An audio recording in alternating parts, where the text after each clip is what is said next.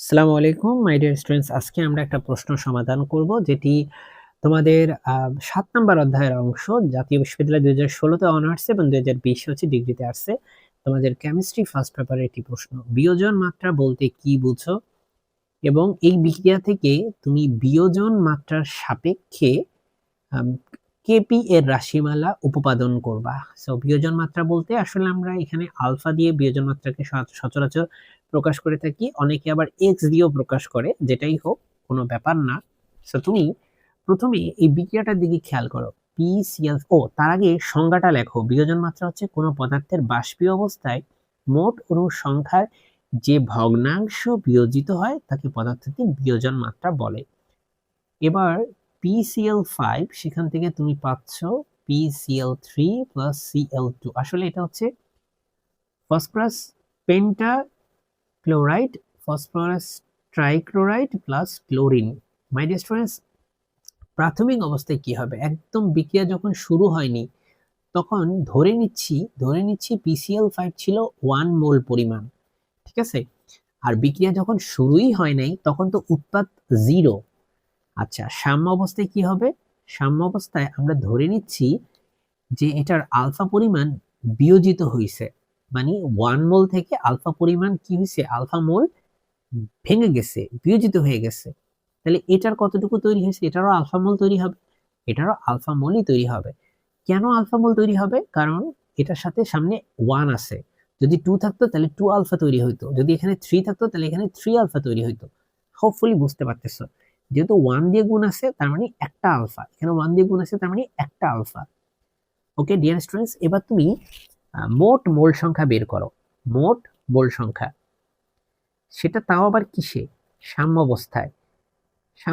সাম্যাবস্থায় মোট মোল সংখ্যা হচ্ছে, সবারটা যোগ করো, 1 মাইনাস আলফা, এই আলফা, এই আলফা সব যোগ করে দাও। যোগ করলে তুমি পাবা এখানে 1 প্লাস আলফা, কারণ এটা কাটা যাবে। সো 1 প্লাস আলফা হচ্ছে মোট মোল সংখ্যা। এবার তোমাকে বলছে কেপি বের করতে। কেপি, হ্যাঁ, তো কেপি কিভাবে বের করে?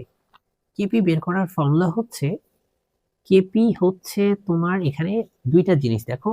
একটা হচ্ছে উৎপাদ, এই যে উৎপাদ PCl3 আর Cl2, এই দুইটার আংশিক চাপ নাও।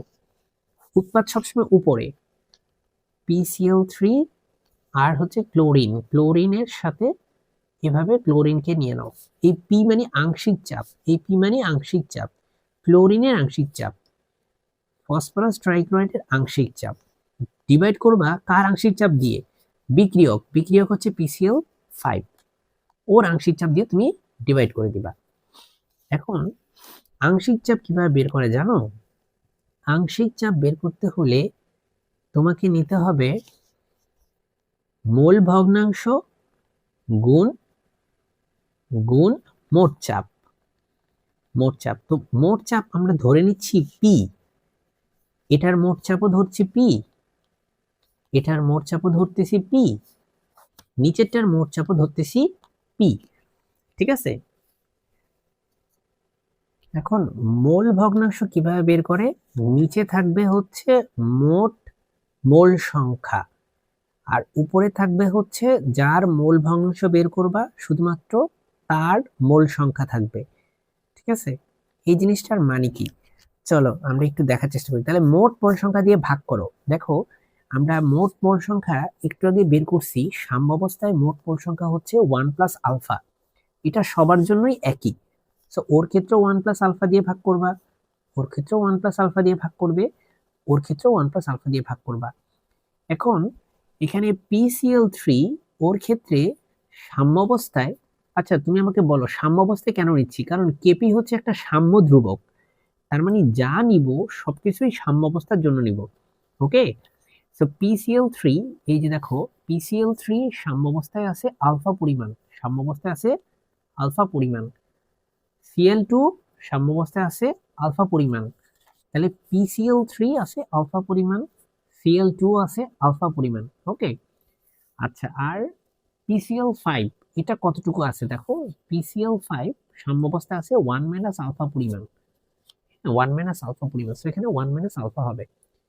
সব বসায় দিছি, এবার জাস্ট ক্যালকুলেশন করতে হবে। এখানে এই পি মানে কিন্তু মোট চাপ, হ্যাঁ, আর 1 প্লাস আলফা মানে সাম্যাবস্থায় মোট মোল সংখ্যা, আর এগুলো হচ্ছে সাম্যাবস্থায় PCl3 আলফা পরিমাণ আছে, Cl2 আলফা পরিমাণ আছে, PCl5 1 মাইনাস আলফা পরিমাণ আছে। এবার আমরা একটু ক্যালকুলেশন করলেই কিন্তু আমাদের কোশ্চেনের অ্যান্সার কিন্তু শেষ। তাহলে আমাদের এখানে আলফা আর আলফা মিলে হবে alpha square, P R P মিলে হবে পি স্কোয়ার। নিচে আছে 1 প্লাস আলফা মিলে হয় 1 plus alpha whole square, divided by এখানে আছে 1 মাইনাস আলফা। 1 মাইনাস আলফা তুমি লেখো। আচ্ছা, নিচে একটা 1 প্লাস আলফা আছে আর একটা পি আছে এখানে সাথে।